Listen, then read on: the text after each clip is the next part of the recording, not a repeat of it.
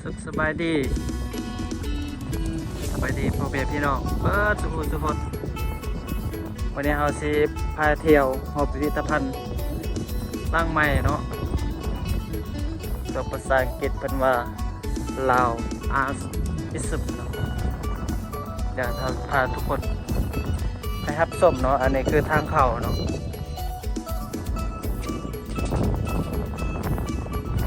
ลมเย็นครับสุดยอดเนาะท่านผู้ชม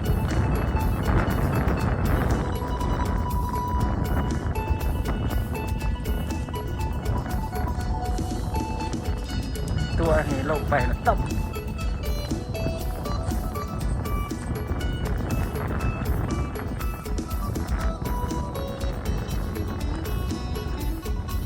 เข้าไปแล้วโอ้น้องนี่น้องเสือกเด็กมันมีต้นใหม่เดี๋ยวมันเป็นน้องน้ำอนาคตพาไปเทศอะไรอย่างเรือแพน่ะลอยไปกินเขาคือจังว่าอยู่อย่างก่อน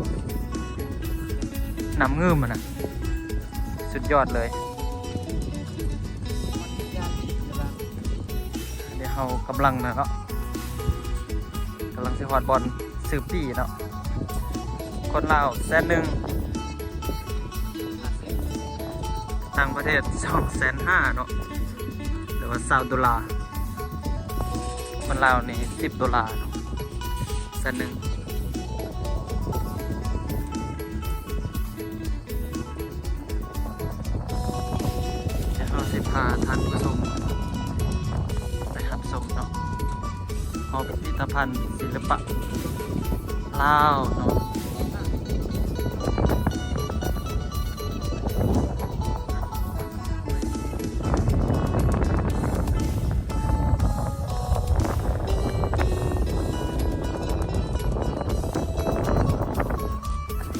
น้ำนองคนมีตูบเด็กเกียน่าจะเป็นแบบอันนี้เนาะเกียจะเป็นตูบนะมีตูบอันนี้มันเล่นกีฬาเด็ดไตนะ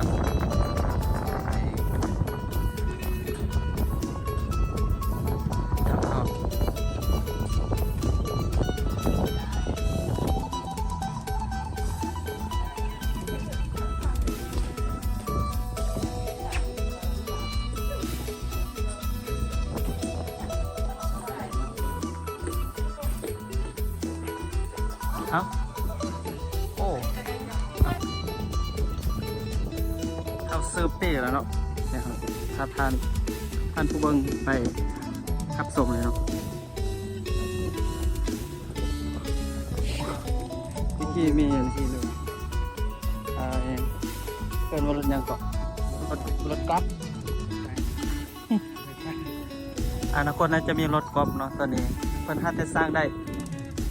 4 ปี 5 ปีเนาะ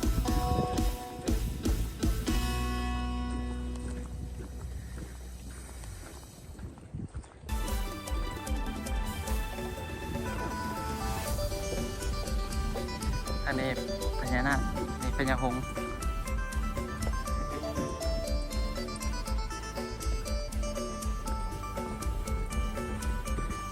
เนี่ยเมื่อคืนแบบเห็ดบนอันนี้เฮ้ยเลยในเบิร์ดนี่นะคนอยู่คนกินเนาะในสภาพทุกคนเนาะเรากำลังสิเข้าไปพิพิธภัณฑ์ศิลปะ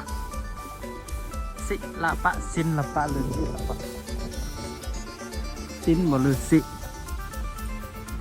ลปะเนาะศิลปะลาวอาร์ตในเต็มนี้นะศิลปะบัดเต็มเลยอันนี้ก็ทางเขาเนาะโอ้โหหมดทางเขาแล้วเนาะนะครับสภาทุกคนเขาไปรับชมนำกันเลยเนาะ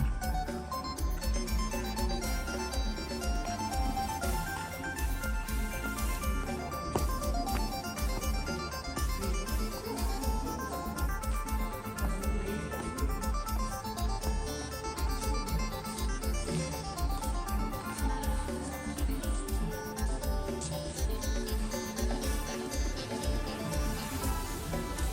พ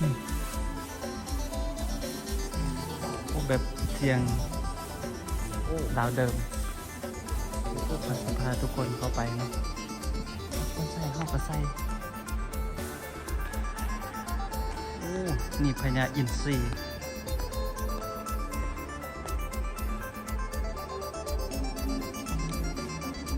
อ๋อสุดยอด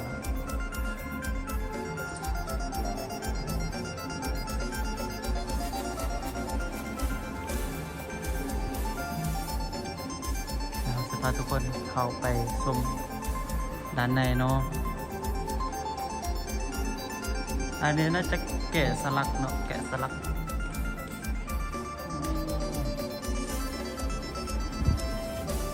งามลายเนาะ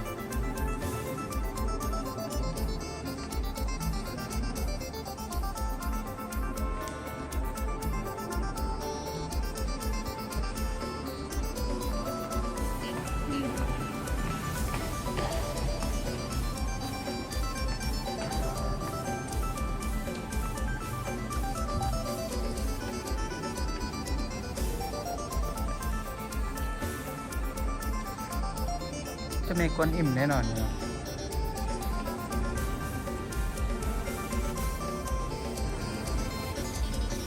โอ้เดี๋ยวนี้เป็นห้องโถงห้องใหญ่เนาะเป็นเฮ็ดงามหลายของใหญ่นะ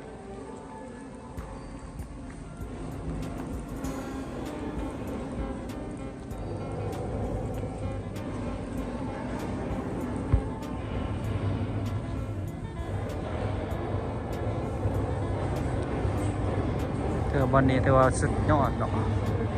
ศิลปะเพิ่นคักหลายนะ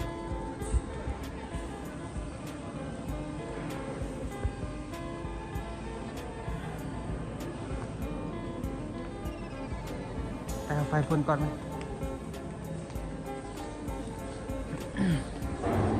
เดี๋ยวเราจะพาทุกคนไปขับชมเนาะแต่ละโซนเขาสิเข้าโซนนี้ก่อนเนาะเป็นประเทศน้อยเลยเนาะ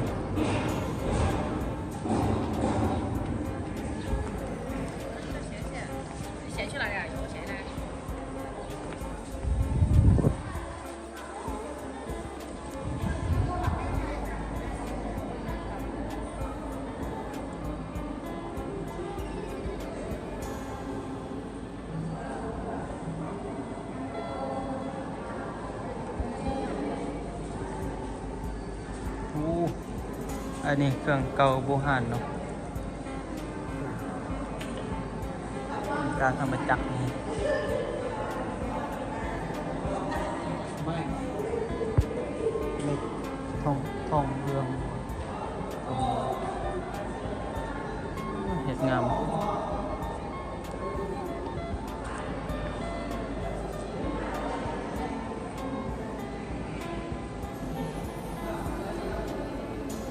ที่มันเต็มแทบไม่ได้ไง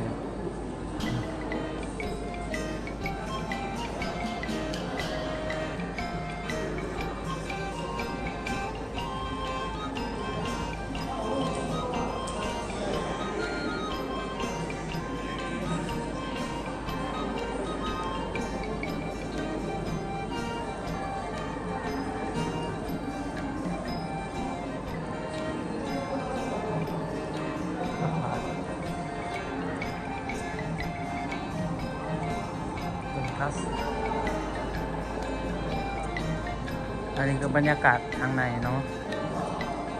แต่ว่าสวยสดงดงามหลาย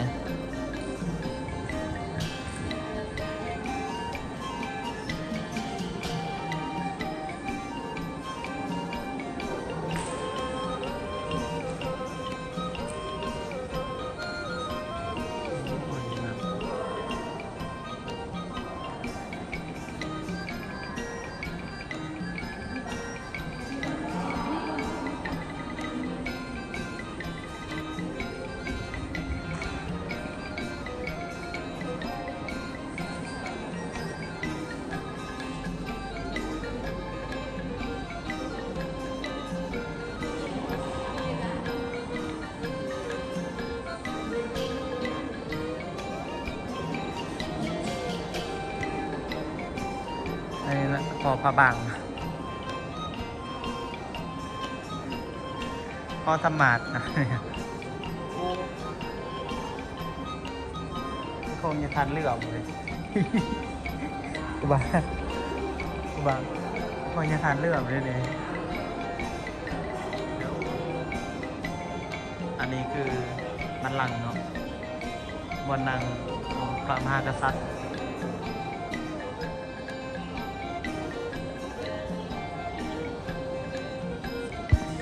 เราจะพาทุกคนไปเบิ่งอีกโซนหนึ่งเนาะบ่อีกยังหลายๆโซนเนาะ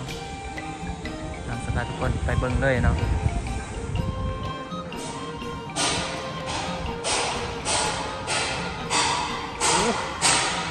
โซนนี้มีคันไดเลื่อน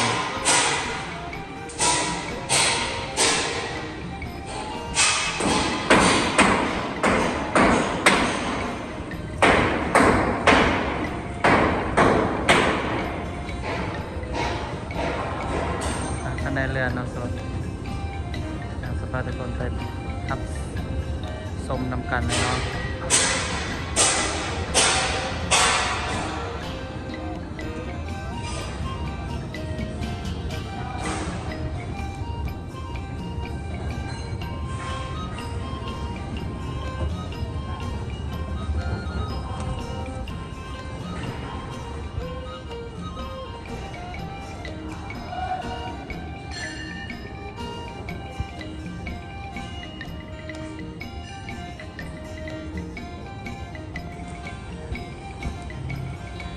อันนี้เครื่องเกาบูหานเต้นี่เนาะเนี่ยตัวปูเยอะยาเยอะวันนี้ปูเยอะยาเยอะที่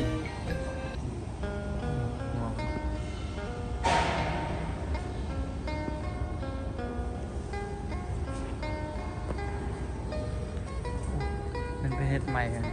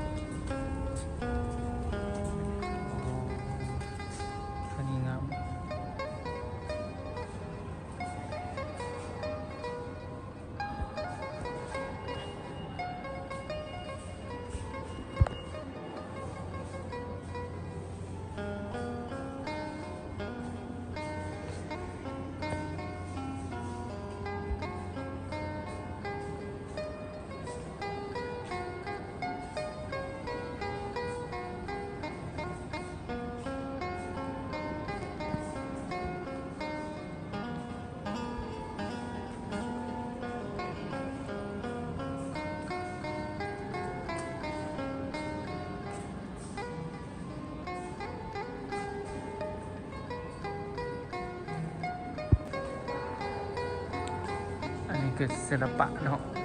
ของเรา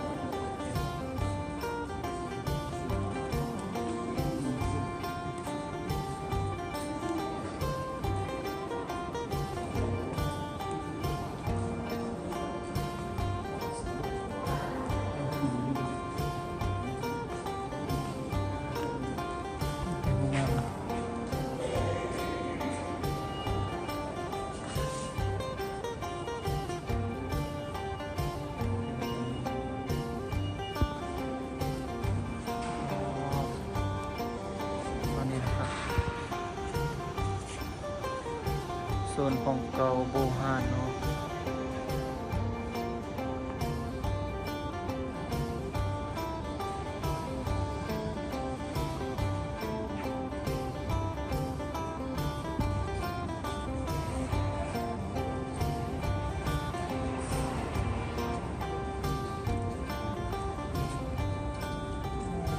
ซีเมนต์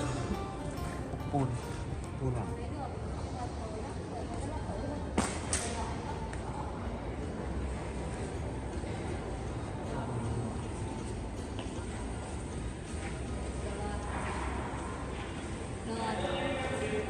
Mày có muốn đổi chỗ khác không? Đừng có đã.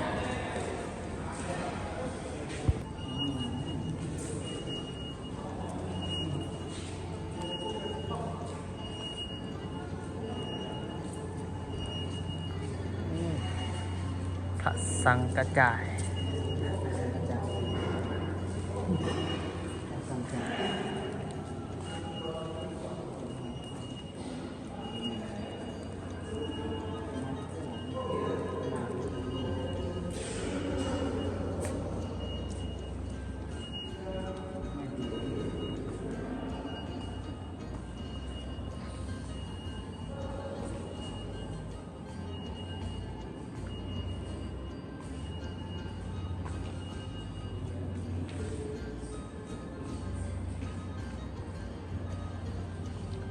อันนี้คือบรรยากาศข้างในเนาะโอ้สวยสดงดงาม สมกับว่าล่อท่ามาดนน้ำลาย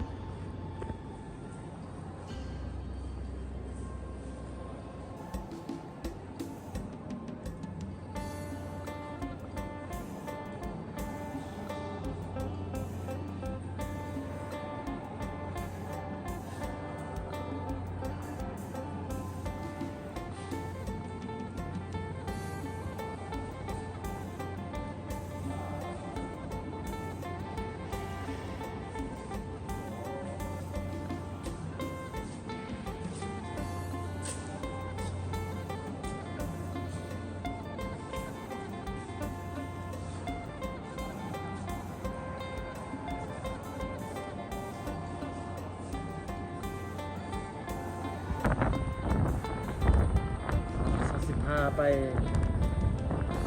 อีกอันนั้นเนาะอันนี้เจ้ายังอันนี้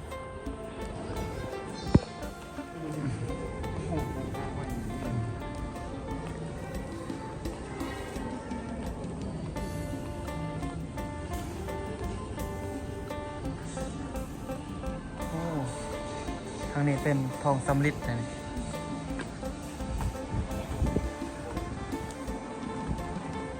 ไม่ออกขึ้นนั่งขัดนี่